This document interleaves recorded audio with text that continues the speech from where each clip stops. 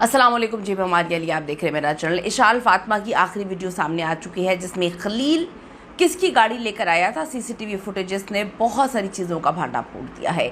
इशाल के मोबाइल का फोरेंसिक तो लड़कों के मोबाइल्स क्यों नहीं चेक किए जा रहे, किसकी पुष्ट बनाई है, कौन है जो इनको बचा रहा है। 8 रुकनी जीआईटी की जाए वकूआ पर जी लाइव कार्रवाई, यहाँ पे जितनी भी फुटेजेस हैं सीसीटीवी फुटेजेस उनको हासिल किया गया और कुछ मेडिकल बोर्ड की नई हौलनाक तफसीलात आज की वीडियो में शामिल करने जा रही है जो डेफिनेटली आपको हिला के रख देगी।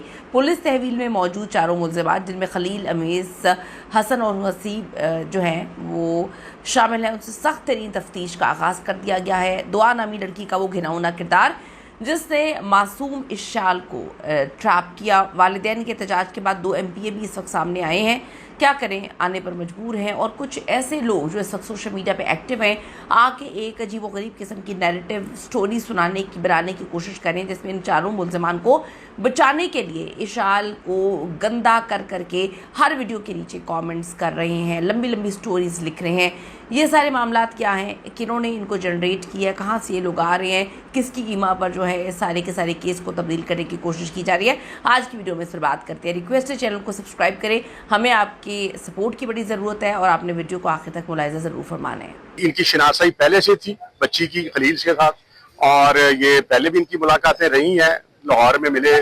जंग की 17 साल की माइनर बच्ची इशाल फातिमा की हलाकत का मामला अब एक नए मोड़ पर आ चुका है जहां मुल्ज़िमान का बच निकलना डेफिनेटली काफ़ी जो है नामुमकिन दिखाई दे रहा है। सोशल मीडिया की ताकत ने वालिदैन को भी सामने ला के खड़ा कर दिया है जो 4 दिन खामोश रहे। पता नहीं क्यों खामोश रहे, मेरी तो समझ से बालातर है कि आपकी बच्ची एक लम्हे के लिए भी आपकी आंखों से दूर हो तो वालिदैन पागल हो जाते हैं, लेकिन 4 दिन तक खामोशी की कोई बड़ी वजह ही होगी। तहकीकाती टीम ने इलाके के तमाम CCTV फुटेजेस अभी अपने कब्जे में ली हैं जिससे ये वाज़ेह हो रहा है कि इशाल को किस वक्त किस गाड़ी में और किन लोगों के साथ जो है वहाँ पर लाया गया।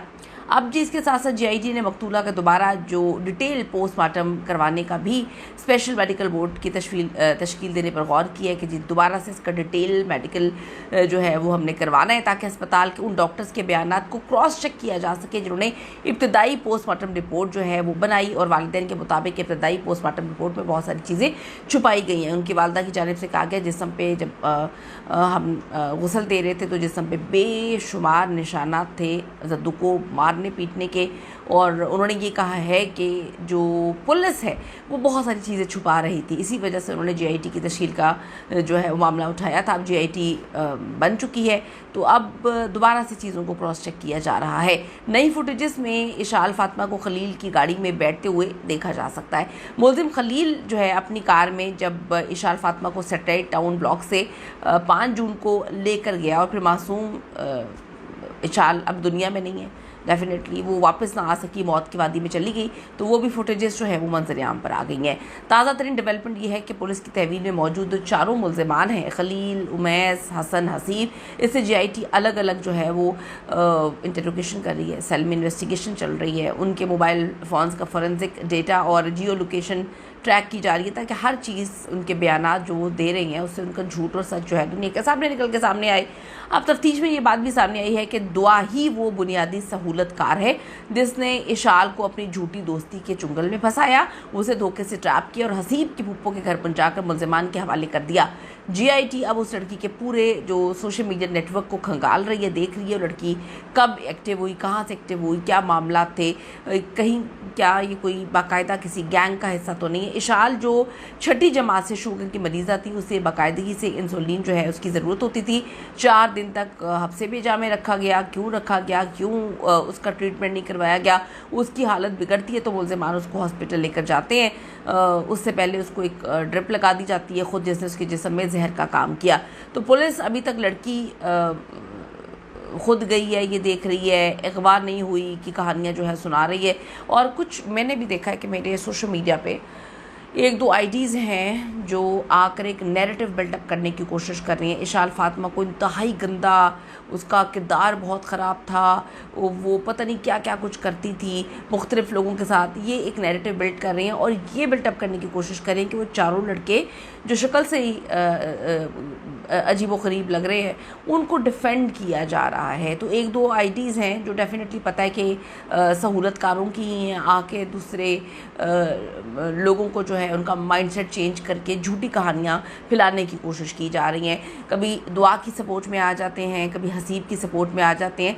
तो आप हमें बेवकूफ़ ना समझें, हमें सब पता चल रहा है आप कहाँ से आ रहे हैं, क्यों आ रहे हैं, क्या आ रहे हैं। चलें, आपका दिमाग भी जो है वो जल्दी ही सेट हो जाएगा। यही वजह है कि इशाल फातिमा के वालिद ने पुलिस, जीआईटी और पोस्टमार्टम रिपोर्ट पर एतमाद ना करते हुए 2 जो साबिक एमपीएज हैं उन पर भी कातिलों की पुष्पनाही का इल्ज़ाम लगाया है। अब आप देखिए, एक लड़की कत्ल हो गई, वो 4 दिन किस हालत में रही, उसकी तफ्तीश करना पुलिस का काम था, लेकिन पुलिस जो है इस केस को डे 1 से दबाने की कोशिश कर रही है। एक खातून एमपी के साथ जालिम की तस्वीर भी है, दरिंदे की तस्वीर भी है। एमपी ने वीडियो बनाकर बताया कि मैं इस लड़के को नहीं जानती हूँ, मामला इतने ज़्यादा नहीं है जितने दिखाई दे रहे हैं। तो फोरेंसिक रिपोर्ट राज खोल देगी कि किसने इशाल फातिमा के साथ क्या कुछ किया, ज़्यादती हुई थी, नहीं हुई थी, अपनी मर्ज़ी से था, क्या मामला थे, क्या चीज़ें थी। अब एक एक चीज़ देखें, क्लियर हो जाएगी। 4 दिन लड़की उनके कब्ज़े में थी, वहाँ क्या होता रहा, मोबाइल में बहुत कुछ महफूज हुआ होगा। इन्वेस्टिगेटिव जो सोर्सेज हैं उनके मुताबिक इशाल फातिमा को हॉस्पिटल में फेंकने के बाद लड़कों ने अपने मोबाइल से बहुत कुछ डिलीट किया, क्योंकि उन्हें पता चल चुका था कि अब लड़की जो है बचने वाली नहीं है, लड़की अब ना बचेगी और अब हमें कोई मामला जो है वो डेफिनेटली सॉर्ट आउट करने हैं। यानी कि ऊपर तक उन्होंने फिर जो है अपने मामलात ले गए और उन मामलात को सीधा करने की कोशिश की। इस पे आपकी क्या ओपिनियन है? अपनी पूरी कीमती राय दीजिएगा। आपको क्या लगता है, इतना सीधा है मामला?